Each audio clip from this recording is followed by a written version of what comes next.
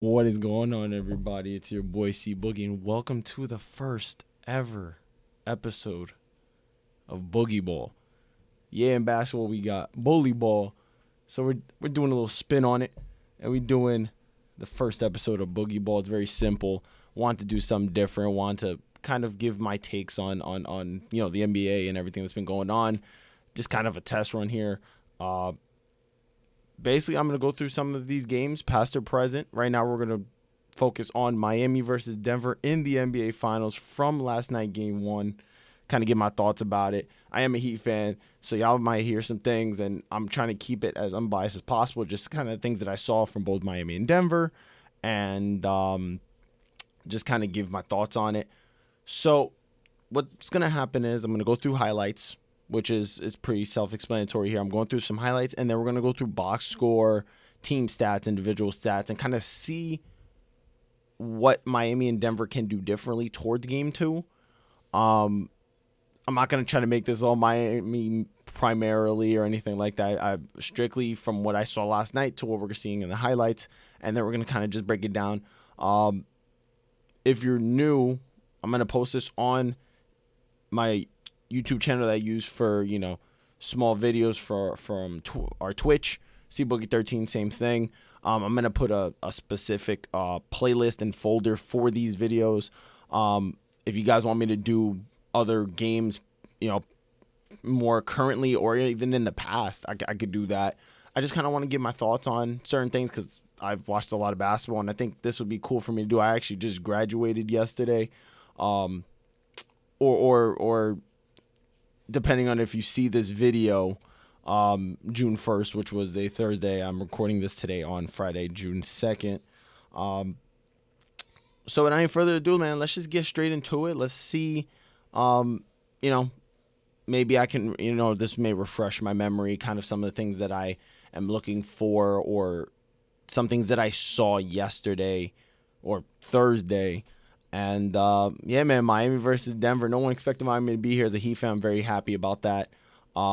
As someone who's a big fan of Jokic and Jamal, awesome. This is going to be a matchup for two teams that people have been counting out, discrediting, kind of leaving in the burner. So there's a bunch of respect here. No ill will, especially for me as a Heat fan. It's great seeing Denver play the way that they've been playing. Their basketball is absolutely outstanding, so I'll give my takes on them and some things Miami can, do moving towards Game 2. Let's get into it, man. First episode of Boogie-Ball, I'm excited. So if you guys like what you're looking at, drop some follows, drop some subs on Twitch and YouTube, comments. Please let me know what y'all think. If there's any other games y'all want me to do, I'll do them. Miami versus Denver, Game 1 in Denver. Let's get it. Many intriguing matchups, but that's number one. As Mark Davis will throw it up, and Caldwell Pope gains possession. Again, Denver.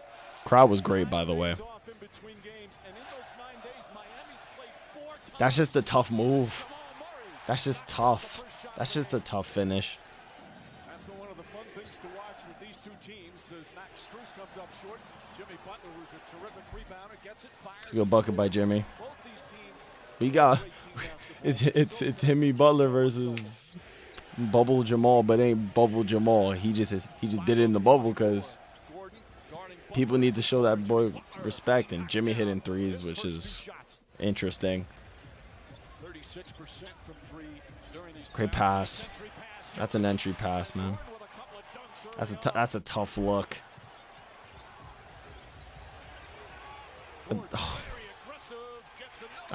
That's just an easy bucket. Can't do much about that. Also another easy bucket. Also can't do anything about that.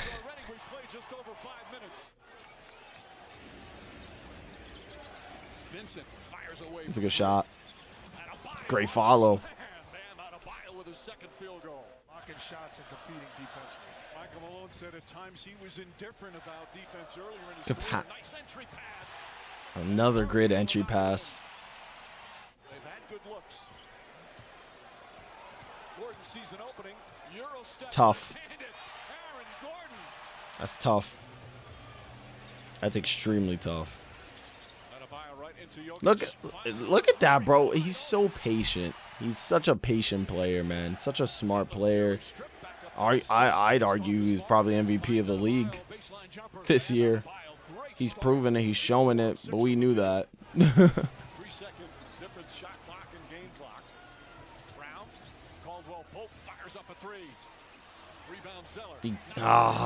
That's tough. That's just that's tough. Jeff Green in the game with Jokic getting his first rest. Murray fakes. Tough. Three-pointer straight on. Got it. That's tough. Murray's hot early, 5 of 6. That's really tough. But Jamal's used to making those, so. Plenty of time.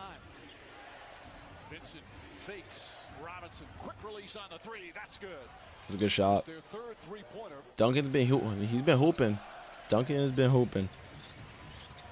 Brown floats it up way up. Damn. Right there with a slam. Michael Porter. That's tough. For the ball. He's still down the other end. Robinson up top to Lowry. Inside them. Good finish. Porter is still down. And it's a 6-point Miami deficit after they trail by 12. Michael Porter. Damn. Yeah, Adebayo almost got a piece of it. And Porter with the left hand. Lowry cross court. Good pass. Adebayo goes inside. That's good movement. Great movement. Hit their last 7 shots. Adebayo, like Jokic, is a point center. Entry, just give it to Jokic and let him work. Wide open. He's so patient. He's such a patient basketball player. By far, probably the best passing big of all time. He makes it look so easy. He's patient. He doesn't force too many things. He will light you up if you continue to give him those type of looks off the screen and roll. Adebayo. Boy, he looks great. You want to talk about patient? That's a very patient play by Bam. And there he goes again, being patient. Get open look. He knocks it down. It's a great. This Denver team, man, is something else.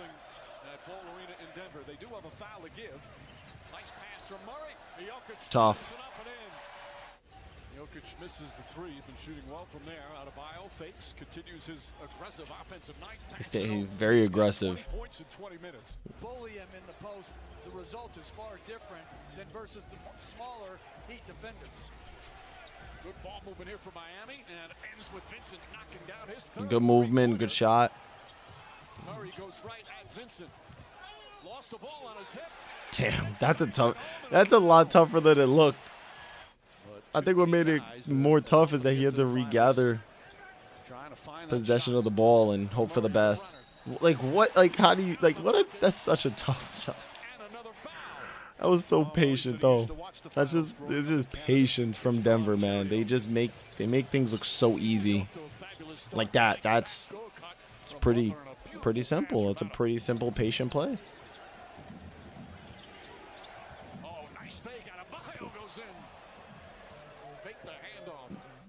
That's wow. Nice fake dribble handoff by Bam, which he does a lot of. Good foul. That's a good follow. Good shot, but it gotta get those. Those are good points to convert on. Ah, he's been shooting the ball so well too. That's why he's so deadly, man. Can't get it to go. Tipped by Adebayo. Tries to get it to Vincent, but he throws it to Murray. They had a 5-on-4 the whole possession. Look at that, man. On the fast break, had the advantage, took advantage of it. Good shot by Bam. Great offensive game. Butler matched up against Gordon. Martin lines that one up. Martin knocks down the three. His first field goal. First field goal in the third quarter. Lowry lurking behind. That's rough. Brown sets, fires, That's tough. That's tough. You can't do anything when a team is just hitting, man. There's not much you can do. Where was this in Brooklyn? If Brooklyn got this Bruce Brown, I mean, he did a little bit of this, but the confidence seems to be on a totally different level. One-hander, Bruce Brown. He's got 10 points. Yeah, he's just. Offensively here in the third, it's a 24-point lead. There's just a different type of vibe with this guy. Were a direct result That's a of great Lowry's shot. answers of Another brilliant playoff performance. And right on cue, Highsmith, really good hands. Gets the steal and a layup. Only 63 points through the first 3 quarters. Now the 2 here in the fourth. A low-scoring struggle. That's a good shot.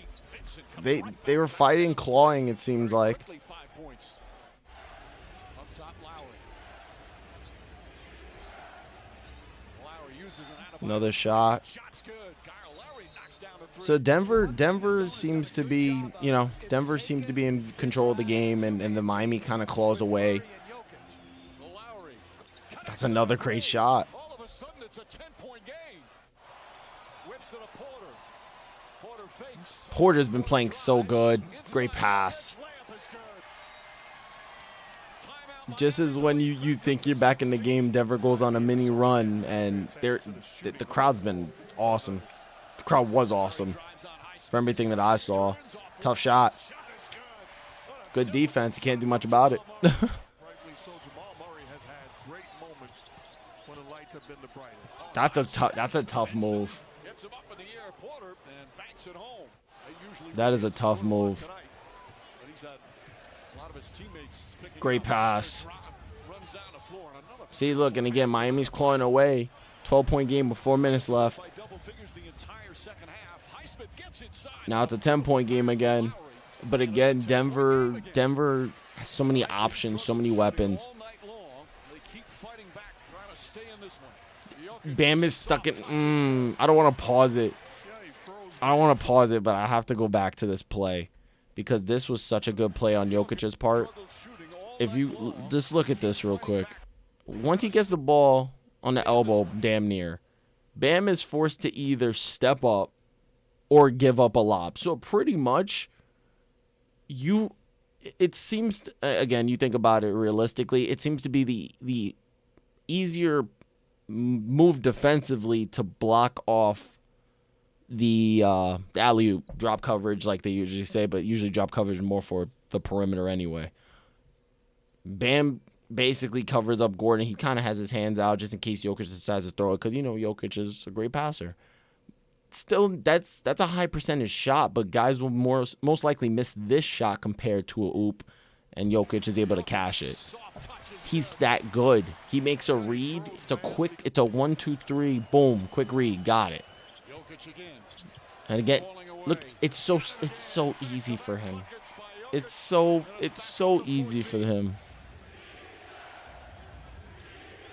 Vincent, to Adebayo, pass inside, Highsmith. I just- 12 points off the bench. Butler guarded by Murray. Gets into the paint. That's a great pass. Wide open. That's a good shot. Again, 9-point game. 15 points. 2.5 minutes left. Jokic. And look, but Jokic got too much space on that. Call the pull one. Oh my God, what a shot! What a shot! The maestro with the basketball. As Vincent looking, splits the defenders, lost it, but Butler there to get it. Highsmith fires away. Great Highsmith shot. knocks down to 3. Jokic spinning. At this point, y'all can already tell it seems a little too late. They're going on runs, but Denver seems to be still staying in control, staying composed. They know Miami's going to make runs, but 104-93 is the final from game 1. Denver goes up 1-0 in the NBA Finals. So let's just kind of take a look at stats. I kind of want to first give my own opinion before we go into stats, which will kind of go hand in hand on what went on yesterday. First and foremost, Denver did such a good job energy-wise, considering they had been off for a significant amount of days before the NBA Finals started. You would think most teams come out a little rusty trying to figure things out. They came out firing from the jump. The crowd was behind them. They were getting looks that just fit the energy of the game. They basically in that first quarter, even if we look at it here, 29-20, they got everything they wanted. Yeah, they missed shots. I feel like they got everything. I feel like they did. It looked like they did. Jokic was orchestrating. I believe Jokic didn't have a ton of points in that first quarter, if I'm not mistaken. Jokic, I believe, had what, 6 to 8 points, maybe 10. He ended with 27. So it was interesting. It was interesting to see. Honestly, Denver has a lot of weapons. They have a lot more length than Miami does, and this is coming from a person who has been watching the Miami Heat for so long. They have a lot more length than Miami does. It's just a fact. I'd be lying to myself if I said otherwise. And you could tell, pick and rolls, Miami really loves to switch pick and rolls. It didn't really work when you have MPJ backing down Gabe Vincent, you know? But yeah, I got to give credit to Denver. You got to start there. The energy they played with, the pace, they played very patient. I said that a lot as we were watching the highlights. Very patient. They weren't forcing anything. It didn't seem like throughout the whole game, really, they were forcing much. Miami was fighting them off. You got to also give credit to them. They fought off a very poor shooting game. If you look at it, they shot 13 for 39, and they only shot 2 free throws. You're not going to be able to get it done with only 2 free throws. And Miami gets to the free throw line a significant amount, mostly double digits for the most part. 20-2. That's not going to do it. 3-point percentage, Miami got some really good looks. They were not hitting as many as it may look in the highlights. They shot 13 for 39, 33%. All right, solid. In the aspect of the game, you would think it's solid. They got a lot of good looks that guys just weren't hitting. Denver shot 8 for 27, but it wasn't even that. 46 points in the paint. Aaron Gordon had like 12 of those in the first quarter. You know? Turnovers, not bad. 10-8, so that wasn't too bad for both teams. 15-8, Miami committed more fouls. 24-point lead, so Miami clawed away. By the score, you'd think it was a lot closer, and it ultimately came down to it. Miami had 30-20 in the fourth. Assists, 29-26, not bad. Rebounds, 45-43. So considering the fact that Miami is a much more smaller team, again, they were playing small, had Caleb Martin at the 4, I believe, or Jimmy, whichever one you would think. They had more offensive rebounds. And even me watching the game, you wouldn't know that. You wouldn't necessarily know that. They played a hell of a game. Denver is just so good. And it's, again, you're home. You're the first seed.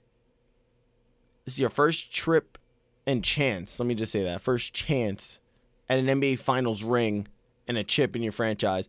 This is how you come to play, man. Listen, and I'm going to say personally for me as a Miami Heat fan, Miami just missed a lot of shots. I'm not discrediting the Denver's defense. I'm saying Miami missed looks that they have been making. This is going to be a really good series. This is going to be a really, really good series.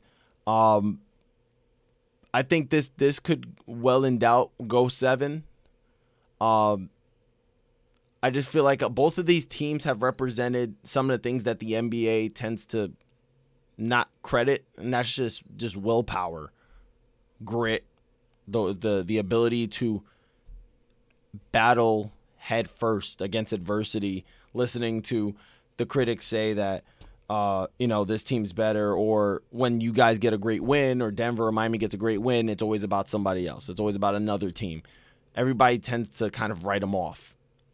And as you can see in the playoffs, first round to now, these two teams have shown that they can fight through media, through chatter, through critics, through obstacles and barriers along the way, and shock the world. Miami was up 3-0, lost it, tied 3-3 against Boston, goes into Boston, beats them straight out, flat out. It was a dominant win. Denver, Everyone's talking about LeBron James and the Los Angeles Lakers. Everybody. Denver wins one game. How is LeBron going to respond? Denver wins game 2. How are the Lakers going to respond? Denver wins game 3. LeBron James is going to be the first one to come back down 3-0. Denver wins game 4. How does this affect LeBron's legacy? I'm a big LeBron fan. But at the end of the day, you got to give credit to the Denver Nuggets for going into LA and completely wiping the floor. And again, it was a 2-point win for Denver. But let's be honest, Denver just showed that they were just better, more complete. And the Lakers made great moves, but they are more complete. Miami needs to find a way to make adjustments. Those pick and roll switches might not work. The drop coverage that Denver gives is a good opportunity for guys to kind of force them to guard them up a little more. I love that high-low, backdoor cut, Bam to Jimmy. Bam is a great ball handler. You got to make sure Bam's kind of attacking Jokic a little bit because Jokic kind of baiting him to do something. So both teams got their system. It's just a matter of who can kind of get going, because Denver got going a lot earlier than Miami did, where Miami was kind of clawing their way back. But again, 3-point shooting was a problem. 39 for 36 from the field, 40 for 79. So they shot 50%. But again, they got better looks. It all goes back to the points in the paint. Yes, there's only an 8-point difference, but those 46 set the tone in the first quarter. And then it opened up everything else. So it was, I thought it was a great game. If you're a fan of the Denver Nuggets, be happy, because you guys came out and you played with a ton of energy. That's how an NBA Finals game is supposed to be played. If you're a fan of the Heat like myself, there's a lot of positives that came out of this game, for sure, no doubt about it. A lot of people, are probably, a lot of Heat fans are worried.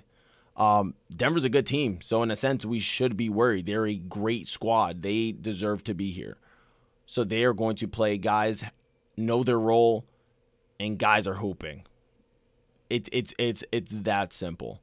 So going through just the box score of individual stats, the first thing you notice,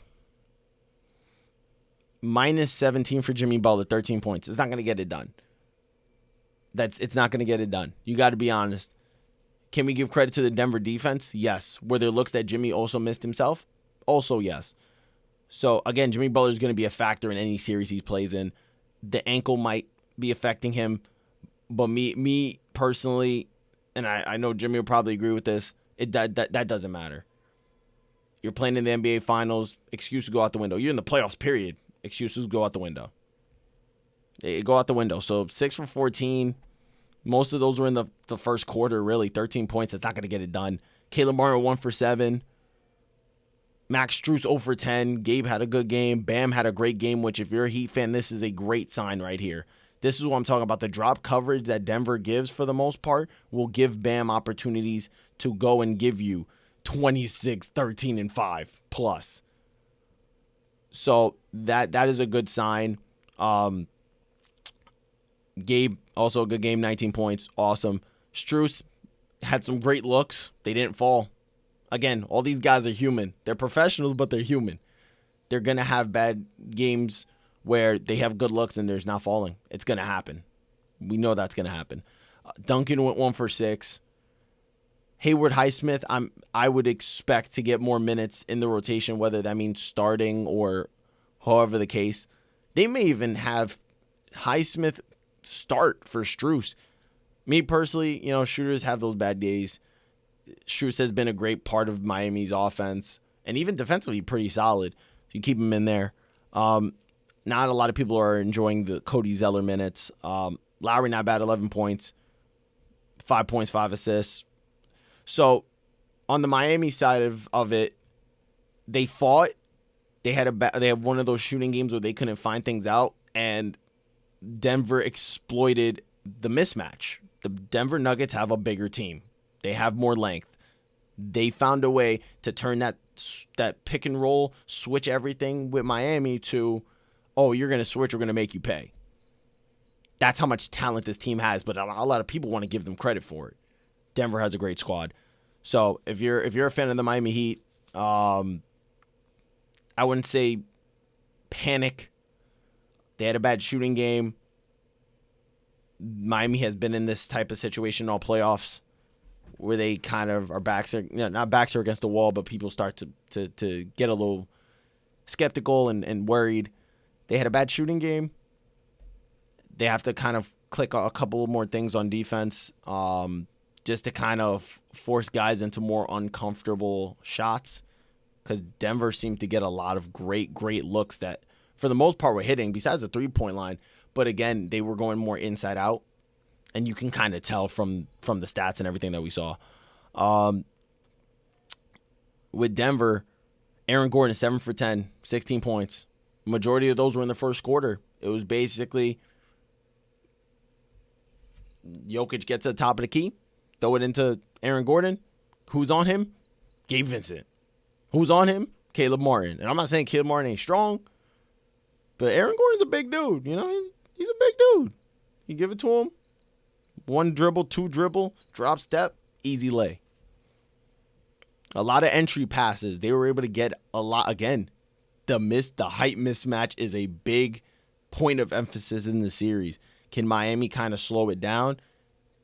It's just a matter of if they want to rotate a certain way. But again, Coach Spoelstra has been in the league for so long. These are two good coaches. Malone and Spoelstra, they've been around a while, so they're going to start adjusting to each other. This is going to be a great series. But Aaron Gordon had himself a game. You got to give it to him. 16, 6 and 4, 7 for 10.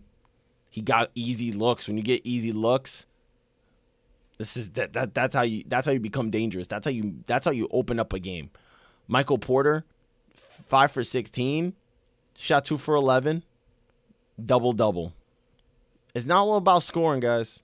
It's not all about scoring. Plus 20, 14 and 13, plus 20 with a 5 for 16 from the field. I'm telling you guys, it's not all about scoring. It's not all about scoring, but when you can go and get 14 and 13 and your plus minus is freaking through the roof because you're getting good looks, yeah, he shot 2 for 11. Do I think, if you're a Denver Nugget fan, do I think that Michael Porter goes 2 for 11? Again, I don't think so, because he's had one of his best years. Bro had 3 back surgeries and is playing an NBA Finals game, and he's producing. Again, once you get to this stage, it's not about going out there and scoring 60. You can score 60. But are you going to produce enough to get your team a win? And that's what he did. Jokic, we don't need to say much about him. 27, 14, and 10. He didn't even score all this in the first quarter. He was dropping entry dimes every freaking 3 minutes. So Jokic is fine. Jokic is going to get his buckets. As a Denver fan, I'm sitting back and be like, yep, let him cook. Jamal, 11 for 22 from the field, 2 for 7. Big whoop. Those are low percentage shots. We all know that. 26 and 10. Another guy. He almost had a triple-double. 26, 10, and 6. Another guy that you look at and say, he didn't necessarily shoot well from the 3, but he shot well from the field, and he produced. Him and Jokic, 24 assists. I'm pretty sure I saw a stat that they assisted or scored on 86 of the 104 or something like that. You can see production. That's what that was. Caldwell Pope, 3 for 8, 1 for 3. Still plus 5. Still got a couple rebounds. A steal. Again, looks are not going to fall all the time. But if you can get the looks, you got to take them. Listen, like I said, they're professionals, but they're human. They're going to miss shots, but they know what to do when they get hot. Caldwell Pope has played amazing for Denver. It was such a good piece. Jeff Green, -8, 4 points. You know, he had 11 minutes. It seemed that it was the starting 5 and Bruce Brown. 10 points, 4 for 7, 2 for 3, 5 rebounds, 2 assists, a steal. He had 3 turnovers, but you could see the production. He has been so great off the bench for Denver. And he plays well above his size. He's, 6'5"? 6'5", 6'6", maybe. Plays well above his height. And Jeff Green's turned back the hands of time. And you can tell that Coach Malone decided to basically damn near run the six-man lineup. The six-man lineup, because Braun played a little bit, Green played a little, but it looks like it was these six, which is interesting. While Miami used a bunch of their bench. So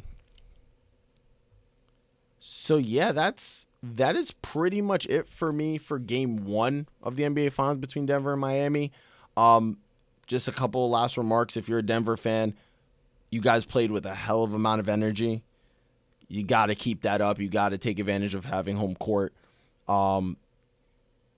There were times that shooting was a little lackluster, but that happens with every team. Every team goes on a mini cold spell within a game. They have a lot of talent, a lot of size, a lot of length that they can use against Miami. It's just a fact. Everyone sees it. And if they can do what they did in game 1 and find a way to just get easy looks and kind of go inside out,